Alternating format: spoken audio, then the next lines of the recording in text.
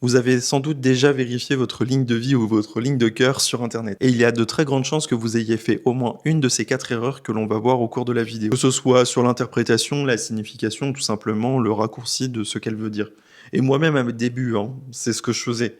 Je voyais une information dans un livre ou sur internet et je prenais ça pour acquis. Mais c'est souvent incohérent et erroné. Pour une simple et bonne raison, c'est que la plupart des éléments de chiromancie que l'on trouve en ligne ou dans des manuels correspond à un signe égale une information. On ne nous apprend pas les bonnes bases. Et du coup, ça fait un petit peu comme les horoscopes que l'on a dans le fond des magazines. Ça parle à tout le monde, ça veut absolument tout et rien dire. C'est ce que l'on appelle scientifiquement de l'effet Barnum. C'est une information générale qui peut absolument correspondre à n'importe qui. Et vous en doutez, c'est pas comme ça que ça fonctionne. Et si cet art divinatoire perdure depuis au moins 5 millénaires, c'est pour une simple et bonne raison.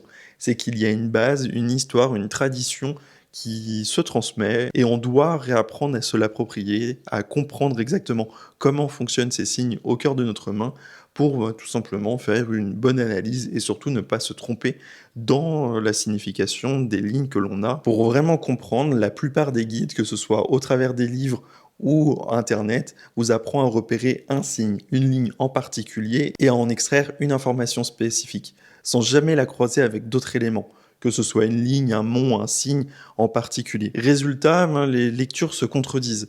Ce que vous voyez dans un livre ne correspond pas à ce que vous allez tirer dans le livre d'un concurrent, d'un autre auteur. Et ça crée de la confusion. On ne sait plus trop quoi en faire et surtout sur quelle base s'appuyer. Qu'est-ce que l'on peut vraiment extraire comme élément et qu'est-ce que l'on peut en faire finalement. Et nous allons le voir au cours de cette vidéo, il y a 4 erreurs à repérer pour éviter de se tromper et avoir une lecture cohérente quand vous essayez tout simplement d'interpréter une ligne dans votre main ou dans la main de quelqu'un d'autre. La première des choses et la plus courante, c'est de ne pas essayer de lire une ligne dans une seule main. Tout simplement parce que nous avons deux mains et si nous avons deux mains, nous avons deux sortes d'informations différentes.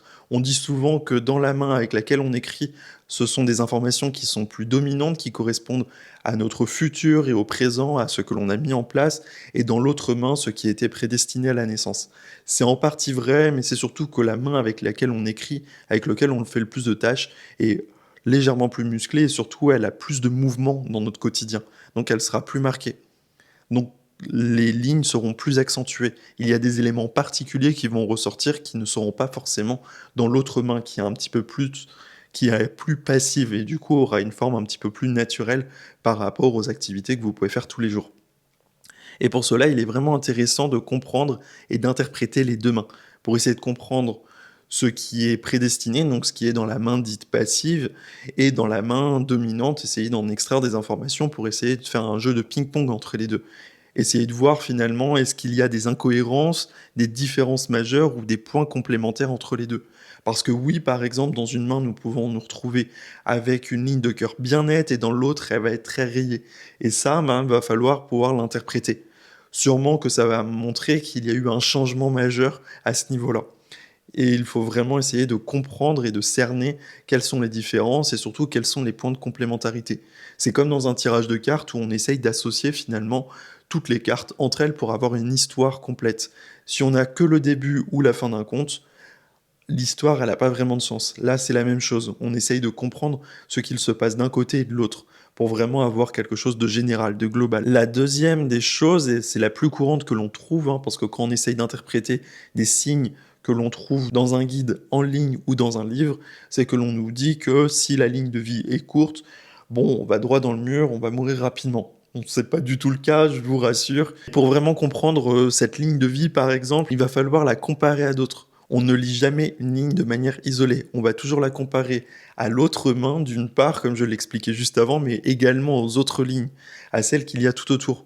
Parce que c'est vraiment cet ensemble d'informations qui va nous donner des détails. J'arrive souvent à avoir des informations comme ça sur une ligne de tête qui ne veut absolument rien dire toute seule. Par contre, quand je la compare à la ligne de destin ou à des éléments qui se trouvent sur le monde de Mercure, là, ça va m'expliquer tout simplement que cette personne est très réservée et que si elle réussit dans sa vie professionnelle, c'est tout simplement parce qu'elle est beaucoup plus réfléchie, mais qu'elle travaille mieux en étant centrée sur elle-même et qu'elle a besoin d'être très méthodique, par exemple. et que ce n'est que de cette manière-là qu'elle peut exceller. Et ça, c'est quelque chose que l'on peut voir seulement en comparant les différentes lignes et en comparant les différents signes. Et pour ça, il faut faire une analyse complète. On ne se lance pas dans une lecture directement. Ce n'est pas je prends votre main, je la lis tout de suite.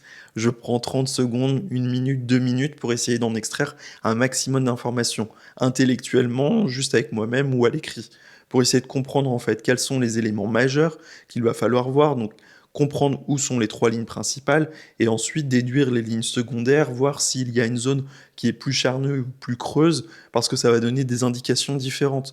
Par exemple, un mont de Vénus, donc c'est la zone, la bosse qui se trouve à la base du pouce, si elle est beaucoup plus dense, ça va montrer que la personne est plus facilement passionnée, qu'elle va avoir un côté plus sensuel, peut-être à faire plus attention à elle, à l'aspect de son corps, et ainsi de suite. Ça va nous donner des indications très différentes, et ça, on doit en prendre compte dans la lecture de la ligne de la main. Donc c'est vraiment une analyse complète. On ne regarde pas qu'une ligne ou qu'un élément isolé, on le regarde en écho, en ping-pong avec tout le reste. C'est vraiment un maillage, tout comme un tricot, une toile d'araignée. Chaque nœud, chaque fil va donner une cohérence à l'ensemble du travail. Et c'est ça qui fait qu'une lecture est vraiment juste, cohérente et surtout qu'on peut en extraire des informations. Et en allant sur cette tendance à essayer d'avoir tous les éléments et de tout comprendre, bon, dans un sens, il ne faut pas absolument tout lire, il y a des éléments qu'on peut mettre de côté en fonction du sujet qu'on lit, mais surtout, et ça nous amène sur cette 3e erreur à éviter, c'est d'essayer de se focaliser que sur un seul point. Quand je parle d'un seul point, c'est souvent un petit signe secondaire sur lequel on va faire une fixette. Il y a par exemple cette petite croix qu'on peut le retrouver parfois sur la base de l'index. Et cette petite croix, elle vient souvent dire que l'on va avoir un mariage heureux. Alors oui, ça peut être le cas, mais il faut bien évidemment lire tout le reste parce qu'il peut avoir beaucoup de choses à découler. Parfois, cette petite croix sous l'index veut dire qu'on a une réussite dans un autre domaine de notre vie. Et il faut vraiment prendre ça en compte, c'est que ce n'est pas parce que c'est un signe qu'il faut absolument en faire une fixette. Il faut également le remettre dans son espace et comprendre que, bon, bah, finalement, parfois, il y a des signes plus appropriés à d'autres endroits qui vont dire autre chose. C'était peut-être un mariage heureux, mais qui est déjà passé, ou une relation forte qui est déjà passée, et sur laquelle il faudra travailler, digérer, faire son deuil pour pouvoir passer à autre chose et pouvoir revivre une belle histoire. Vous comprenez un petit peu ce que je veux dire? C'est vraiment dans cet état d'esprit de juste, on fait attention à l'ensemble, et surtout si c'est secondaire, c'est vraiment que ça vient donner des détails, ça ne va pas faire la majeure partie de la lecture. Et ça, ben, ça nous amène à un dernier point, à une dernière erreur que je vois souvent, c'est que les gens pensent que parce que c'est une ligne et que c'est dans la paume de la main, c'est gravé à vie. Non, au contraire. Une ligne, c'est comme une ride, c'est comme l'ensemble de notre corps, il évolue. On perd des cheveux, on blanchit, on a des rides, voilà, on change, on prend du muscle ou du gras, peu importe. En tout cas, on change, notre corps change. Et les lignes dans la paume de notre main, elles aussi, elles changent. Alors bien sûr, il y a la peau qui vieillit et qui devient moins élastique, donc elle se ramollit un petit peu. Mais bon, ça arrive pas du jour au lendemain. Mais il y a surtout une chose, c'est qu'en fonction des activités que l'on fait, elles peuvent évoluer. Une personne qui va arrêter de travailler, par exemple, qui était maçon, au bout de 3, 4 mois, parce qu'elle change de métier et qu'elle va avoir un métier plus intellectuel ou qu'elle va être en vacances ou en retraite pendant une longue période, au bout de quelques mois, ça peut évoluer. Je pense qu'on s'en rend tous compte. Mais dans un autre sens, si on prend du temps pour réfléchir sur sa situation, j'ai déjà vu des lignes comme ça évoluer en l'espace de quelques mois. Des signes qui apparaissaient ou disparaissaient parce que la personne a pris une autre direction dans sa vie. Il faut comprendre que les lignes dans notre main, c'est comme notre avenir. Et notre avenir, bah, il fonctionne un petit peu comme un arbre. Aujourd'hui, on est sur le tronc. Et l'avenir, eh ben, il correspond à toutes ces branches qui partent dans tous les sens. On peut prendre une direction ou l'autre. Et ça, c'est vraiment un point sur lequel il faut faire attention. On peut prendre une direction ou une autre. Et pour ça, bah, il y a certaines lignes ou signes qui partent et qui arrivent. Donc il ne faut pas tout considérer que c'est gravé dans le marbre, et surtout, bah, ça peut évoluer. Et non, ce n'est pas parce qu'un guide en ligne vous dit que vous allez jamais réussir à trouver du travail ou que vous ne pourrez jamais acheter une maison que ça le sera. C'est tout le contraire en fait, ça permet juste de prendre conscience de ce qui se passe à un instant T et de le faire évoluer la situation et de mettre des choses en place pour que ça change.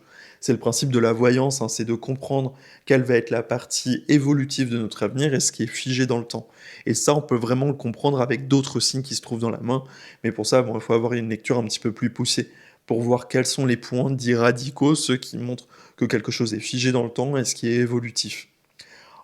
En tout cas, bon, ça vous permet de comprendre un petit peu que oui, il y a des erreurs et qu'il ne faut pas lire une ligne indépendamment, mais vraiment avoir une grille de lecture complète, donc d'avoir des bases que vous pouvez bien évidemment retrouver sur cette chaîne YouTube ou même sur mon blog où je donne des articles complémentaires pour pouvoir approfondir vos connaissances. Mais aussi, j'aimerais partager avec vous une chose. Récemment, je vous mets à disposition 7 mini trucs de chiromancien que vous pouvez télécharger tout simplement. Pour ça, il suffit de mettre votre prénom et votre email dans le lien qui se trouve en description pour les recevoir directement dans votre boîte mail. Ces 7 mini trucs de chiromancien, ils vont vous permettre d'avoir une lecture un petit peu plus complète, de comprendre des signes spécifiques et d'avoir une lecture plus personnalisée qui vous corresponde plus. C'est gratuit, ça n'engage à rien, vous pouvez vous désabonner à n'importe quel moment, c'est juste quelque chose que je vous offre. Voilà, en tout cas, j'espère que vous aurez un petit peu compris ces erreurs que l'on peut retrouver dans les mains pour pouvoir y faire plus attention par la suite. Et je vous dis à très vite. En attendant, je vous souhaite une bonne journée.